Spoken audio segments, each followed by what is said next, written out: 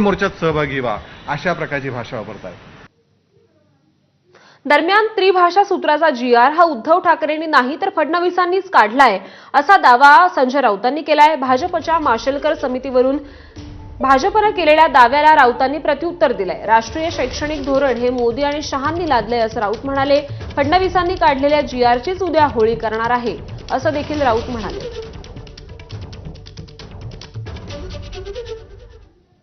केंद्रीय धोरण जे आहे, राष्ट्रीय शैक्षणिक धोरण आम्ही तयार केलं नाही।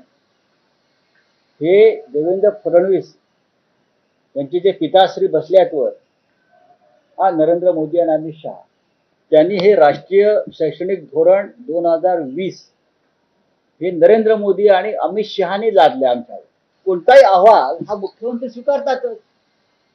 आम्ही पार्लमेंटला असे अनेक अहवाल देत असतो, प्रधानमंत्री अहवाल स्वीकारतात।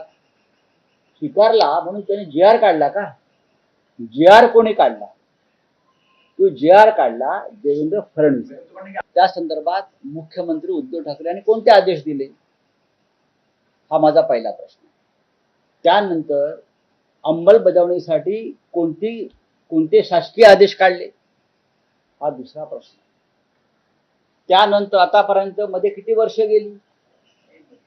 3 वर्ष गेली। 3 वर्षामध्ये तुम्ही काय केलं? आता पुन्हा एकदा केंद्राने दबाव आणलेला आहे, म्हणजे RSSने दबाव आणलेला आहे, म्हणून तुम्ही धावपळ करताय।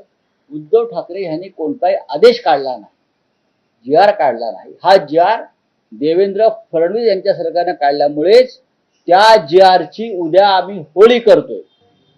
हा उद्धव ठाकरे साहेबांचा GR नाही, हा GR या फडणवीस शिंदे सरकारचा।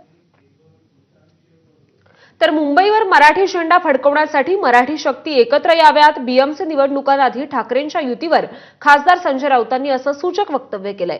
मराठी माणसात फूट पाडण्याचा भाजपचा डाव आहे असं राऊत म्हणाले। मराठी शक्ती एकत्र येऊन मुंबईवर मराठी झेंडा फडकवला जावा असं राऊत म्हणाले।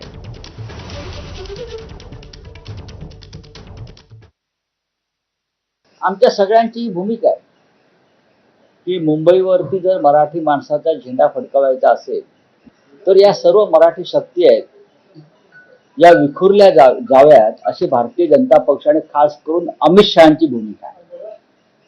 आणि आपण त्या भूमिकेला छेद देण्यासाठी एकत्र येऊन या निवडणुका लढाव्यात, ही आम्ही भूमिका अनेकदा जाहीर केली आहे। राज ठाकरे यांनी सुद्धा जाहीर केली आहे।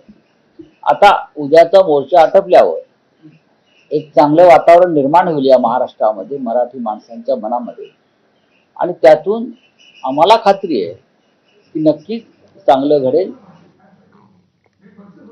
नाशिकमध्ये उद्धव बाळासाहेब ठाकरे पक्षाला मोठी गळती लागली आहे। ठाकरेंच्या शिवसेनेतून विलास शिंदे हे शिंदेंच्या शिवसेनेत आता प्रवेश करणार आहेत।